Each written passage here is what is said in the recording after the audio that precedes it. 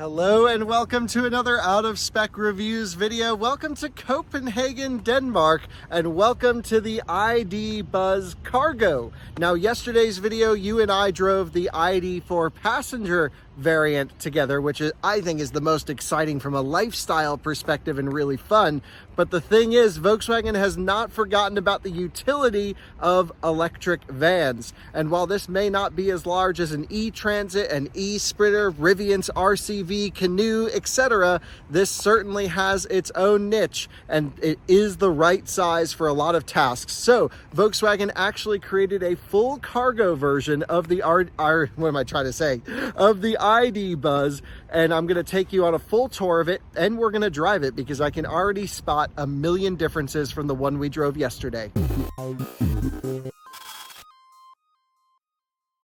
This here is the ID Buzz Cargo, and there's actually a few different ones here. Some have the LED headlights with more options on them, different wheels, but this is actually the basest configuration I can find, the one with almost no options. They don't actually come with window stickers, so I don't know exactly what it has, but it's got the little 18-inch wheels. It's got the standard headlights with reflective LED headlight units in there, and I have to say the color is just amazing. This is probably my favorite color combo, and I love the little wheels on this thing as well. They're actually wheel covers covering some steelies on this particular one, and I believe the smaller wheels actually get smaller disc brakes up front as well, so it'll be interesting to see how the stopping power is. In terms of mechanicals, all is the same from the ID Buzz regular version, and maybe before we go on a tour of that, I should at least tell you a little bit about the US and this car, because a lot of you guys live in America. I don't believe we'll be getting the ID Cargo, the ID Buzz Cargo in the US, unfortunately. Pretty sure it's just a Euro thing, but you guys know we have some Euro stuff coming up that we're brewing right now. And man, how cool would it be to have an out-of-spec ID Buzz Cargo for all of our projects and stuff that we'll be working on. First, notably, big visual differences here with the Cargo. Very easy to spot because there's just no windows in the back. And did that sound a bit hollow to you? Yes, I think it's actually plastic. Yeah, that's just all plastic instead of metal. What an interesting choice, actually. And then you can see this one being a low spec options means no tail light that comes all the way across. So it's just a black plastic. It looks like someone almost wrapped over the standard tail light, but you know, cost savings where it's due. I actually think it looks pretty good. It's got the clear tail lights here. Now on the ID Buzz Cargo, you can option, I guess, a lighting package to give you the IQ light. But one thing I haven't even done yet is looked inside. So we need to do that because that's the whole point of this, is utility. So let's look at, we have the key right here. It's a little bit different than the key on the passenger one. We have lock, and then the side door lock and unlock, and then unlock for the van. So I'm going to unlock the side door. No power doors. Nice and easy to open up. A little squeeze lever right here, and then wow, really light, really easy, nice mounting stuff. And then we take a look on the inside. So let's go in here. Wow, quite spacious, actually, I have to say. Sounds pretty hollow. You know, it's nothing like a major utility van, of course. We have some universal mounting points here. Of course, there's so much stuff that you can do to really personalize this and customize it for your business need. But there's so many applications that fit into these small utility vans that I think this is going to be cool. Also, let's not forget from, wow, power liftgate as standard. Let's not forget from a, you know, business marketing side of things, this is just really cool to have an ID Buzz. You can see just open roof line here. This is just basically there for insulation, I guess, because there's no glass. I wonder if you can option a Buzz with glass. I don't know.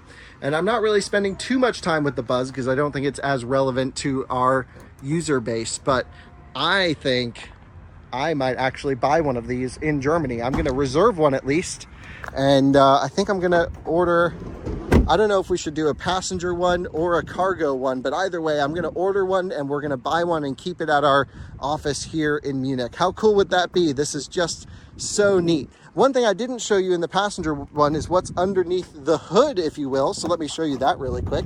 Uh-oh, why did it just lock itself? No keyless entry, really? But it's got this little button. It just doesn't do anything. So I guess they use the same door handles, but take the sensor out for cost savings. How about that? That's a Volkswagen thing if I've ever heard one. So pull that little lever, the front opens up, and here we go, washer fluid fill. It's not much under here, no front trunk or anything like that. A little bit of insulation that's kind of just laying in there, I guess. I don't know. It doesn't seem that doesn't seem so great, but that's all right. I mean, hey, you got packaging up front. Basically, the reason there's no front trunk is because there's more interior space. But then you go and think about how much room there is between the front there and where the dash stops, and you're like, whoa, what the heck did they put all in here? I don't know, but it seems like maybe they could have done something with the front trunk. You can see your driver assistance camera, light sensor, a few other things are right up here on the windshield where the wipers can cover them instead of at the top of the windshield, which is pretty interesting. And another interesting bit actually is there's only one door on the Cargo, and it's on the passenger side. I don't know if it will be for right-hand drive markets, but let's just take a look at what the inside looks like again, where the door would have normally been. It looks like there should be a door there, doesn't it? And it's almost like they just welded in this little plate. Because when you go around the side of it, yeah, there's definitely no door over here. So I think this is just so cool. Great for marketing, great for small projects, moving e-bikes around, little towing here or there. Again, you can tow about 2,200 pounds with this, which is great. Charging flap, do I need to re-unlock the car? Unlock, unlock, there we go.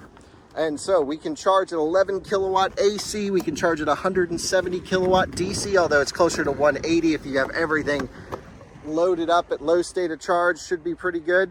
And what we really need to do is just drive this and see if it's any different than the full passenger one. But I'm loving the base spec here. I love base vans. And even cooler, one thing I haven't shown you yet is the inside. By the way, the powertrain is identical to the other one we drove. 150 kilowatt rear motor only, at least at launch. 77 kilowatt hour usable battery pack, 82 gross. We're charged up to 80% state of charge. We have light controls here, similar, just no poor weather light. We have these really, really nice cloth seats. I like them quite a bit. And even with this partition, the seat goes pretty far back, because that's always an issue in vans, is like the less room you have in the cabin, the more stuff you can put in the back. But I would say not the case here. We have air vents up here on the dash, the smaller ID screen, which is the same as the base ID4 in the US. I think it's totally fine. We have a USB port up here on the dash. I think they should have done more for cup holders. There's just 2 cup holders as far as I can see. These should be cup holders here and more USB ports. I don't know why they cheaped out on that, but you can see a trunk release here and then actually a USB port in the passenger seat right over there. So there are a couple of USB-Cs. I still think they should have added more. Another cigarette lighter just down in here in this little compartment, which is great. So what do you say I get some GoPros mounted up and we take the ID Buzz Cargo for our first drive? Well, the more time I spend in here, the more USB ports I'm finding. I got 2 more by my right knee, these little cubbies. But actually, is this a wireless phone charger? I think it might be. That's pretty cool. Maybe not, but at least in the, I don't know. My phone fits perfectly in there. I wouldn't be surprised. Basically, let's go into drive and start driving this thing. Wow, this is awesome. We're driving the Cargo version of the Buzz. Turning ratio, does it feel better on the 18s than the 20s? What? So good. Light steering. Let's check our drive mode that we're in, Eco. I actually prefer to drive them in comfort. And oh, she's speaking German to me. Please don't, I don't understand it. I'm gonna turn off route guidance, mute that right there, done. So, everything we talked about when we drove the ID Buzz passenger version, which is this yellow one right over here, maybe not that exact one, but similar spec, I think stays here. It's so happy, it's so cool. It's built on MEB, which is a wonderful chassis to build a car because it's just a great driving experience. Now, one thing that's always let these cars down is software, but with software 3.2, I'm actually finding it to be pretty snappy. It now does route planning, plug-in charge. It's all seemingly pretty good. So, you know, this is a European vehicle for the European market. I don't expect to get the ID Buzz Cargo in America, so I think it's relevant that we just talk about it for this use case here, basically in Denmark, where people will buy them and use them as hopefully delivery vehicles. And I think what's really important to think about is, like, it's pretty hard to break these things. They feel so robust. I think Volkswagen has now had a few years with MEB They've been able to change things that needed changing, and I know people with really high mileage on their MEB cars now, and they're just lasting. So we have data on the driveline, we have data on the battery packs, and we know people love the buzz. So to me, if you have a small business with a need for urban deliveries, urban servicing, things like that, this is perfect. What comes to mind, which would be so cool, is you know how Tesla uses Model S and Model X and even Model Y service vehicles to like go around and fix charging stations and things like this. I feel like this would be perfect for that application, to have like a Ionity service van network built with these. I mean, there's countless things: flower delivery shops, dog washing. They even put treadmills in these things for dogs. I mean, literally anything that can fit in the space is great.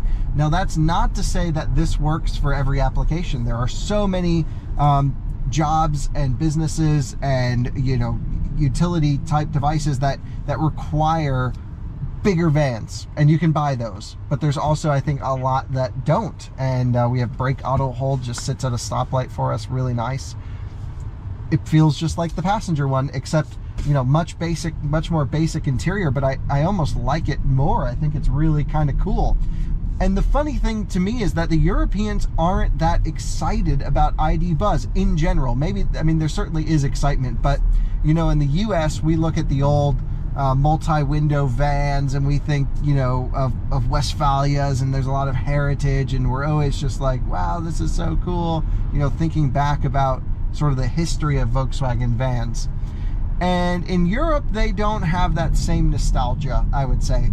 There is a bit there. There are enthusiasts and they're lovers, but it's not like everyone loves a Volkswagen van like in America. And I think a lot of Europeans are just excited for this vehicle from a business perspective. It's going to be not the cheapest thing out there, but it's a known quantity, and it should last pretty well, all of the points we just made. And it's also really good for marketing. It's also really practical. It's the right size for a small city because I can zip in and out of things. Wow, it actually feels like it handles even better than the passenger one because it's got no weight in it. Acceleration, I would say the acceleration's even a little bit better. It's a few hundred pounds lighter than the passenger one. And when I nail the accelerator pedal, let's just try it here. Yeah. It feels even a little bit faster. I can hear the motor a little bit more. There's less sound deadening, but wow, I've driven a lot of these vans, and most recently I drove the Ford E-Transit, and this feels on a whole nother level of refinement over the E-Transit. Both were rear axle driven, but this is just so much better of an experience to drive. Like if I had to deliver some packages and, you know, I was just, you know, living around town, whatever, doing the thing, driving for Amazon, whatever it is, this is what I would choose every single time over an e-Sprinter, or, which I think is front wheel drive, or a an E-Transit. This is so cool. Now granted, it's not as big or as tall, so I really think they have room to adapt this platform to do more. We can have different height roofs, different length chassis, and we know this is the direction they're already heading because, again, the long wheelbase is coming. I'm pretty sure all-wheel drive is coming, and a few other things as well. But I don't think you need all-wheel drive in a van in most places. Acceleration. Sounds so cool.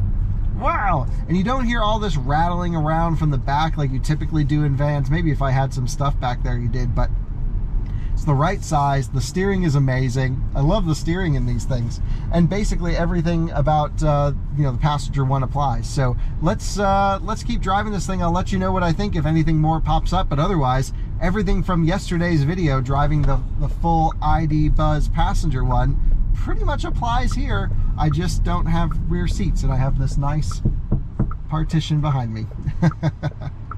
So what else can I tell you about the ID Buzz Cargo? They've had to adapt a couple of the switches and knobs. Specifically, the dash is bespoke to the Cargo version. There's no cup holders down below. You just have the two up top on the dash, and I guess it's fine and gets the job done. The door pockets are definitely large enough down below to fit a bottle as well, so that doesn't seem to be as big of an issue. Yeah, so basically great air conditioning, good enough places to put bottles, nothing amazing. The sight lines are pretty tough to see out the side because the whole back of it is just enclosed, but that's what you can do with the van. I don't like the mirrors on this at all. I don't think they go wide enough. I wish they kind of were a bit of a convex shape so you could see a bit more, but to me it's a bit hard to get the perfect viewing angle, especially out of the right mirror, and that might just come with time, but I'm just not used to it, and it's pretty hard for me to look either for bicyclists or what's directly in my blind spot out on the right side. But just a beautiful day in Copenhagen, cruising around for the next couple hours in the Buzz Cargo, and I really love it. But that's no one's shocked about that, right? I knew I was gonna love it because I knew it was gonna drive like an ID3 or an ID4, which I love driving those cars. And I think its real weakness is long distance stuff. So, you know, high power charging, not the best at, and range, not the best at. But we're right in the heart of downtown. This is pretty cool. We got a 208 pulling in front of us, not an E208. That would have been cool. But yeah, the hubbub is hubbubbing. Well, I think some final thoughts on the ID Buzz Cargo version, which is just the perfect tool for what I've been doing today. I've been driving around filming clips of the event that Volkswagen put on that I'm attending. Of course, the embargo lifts on driving impressions when this video goes up, or the day before this video goes up, and you know, I gotta have something ahead of time to post. We got a big posting schedule, so I've just been driving around to different stops and filming things. I was just hanging out with the guys from Fully Charged, and just to zip around the city, this is the right size. It's got the right drivetrain. I can blast away from the lights. I really love this thing. There's not much to complain about, except for the wind noise on the highway. That's it. No massaging seats in the cargo, but that's okay. You don't really need it. I think we'll go for an overtake. You can't look over your shoulder for blind spots either, but it has blind spot monitoring, which works pretty well, I would say. So, a little bit of a squeeze, but we made it through. Just have to zip on through, throw it in B mode for regen. And there you go, the ID Buzz Cargo. It's pretty much everything I said about the passenger version, except low seats in the back, and maybe a little bit faster because there's a little bit less weight. Look at that thing, ripping it from the lights. You can certainly have some fun, that's for sure. Thanks so much for watching another Out of Spec Reviews video. Thanks for joining me here in Copenhagen for the launch of the ID Buzz, and I will see you on another video soon. Bye-bye.